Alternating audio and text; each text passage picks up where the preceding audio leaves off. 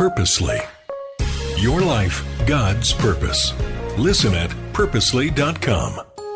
Purposely Equipped, an exploration of the Nicene Creed.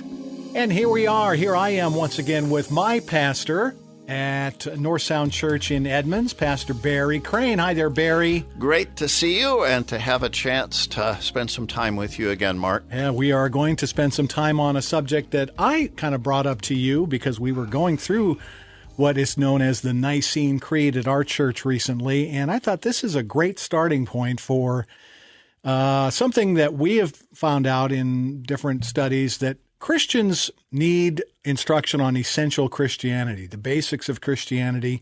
What are things that are Christian and not Christian? What are some things we can all agree on?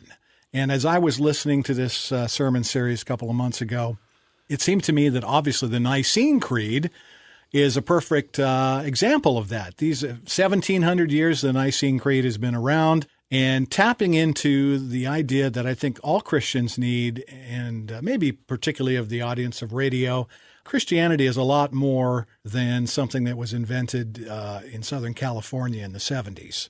It has a history. It has certain ideas, the ideas of creeds. Again, a lot of modern evangelicalism has seemed to have done away with creeds. But our church, and I think a lot of churches, maybe the more traditional churches, still use creeds. And the Nicene Creed, tell us a little bit about where this came from. And like I say, 1,700 years Nicene Creed has been around, so it's been a standard for a long time.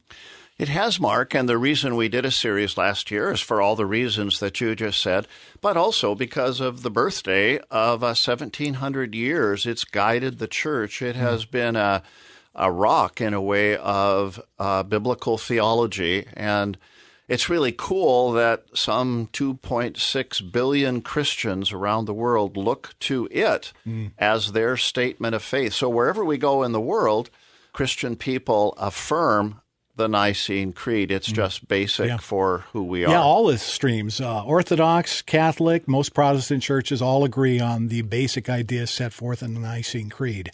I was reading online, too.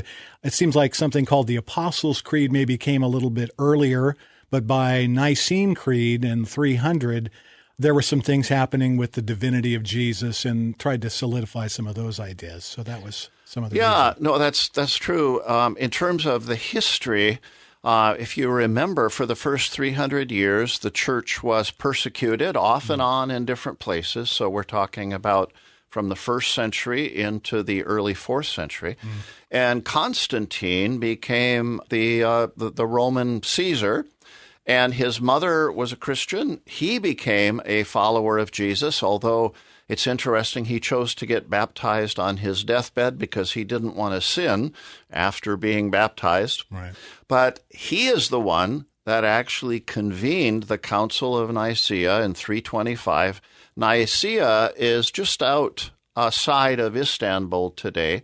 And it was a very important gathering. The little town where Nicaea was recently commemorated is called Iznik.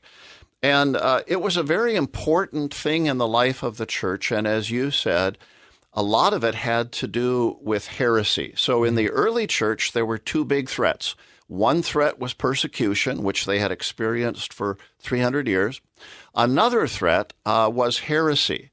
So there were threats from the outside and threats from the inside, because having the correct Orthodox theology was very important to not lead the church astray.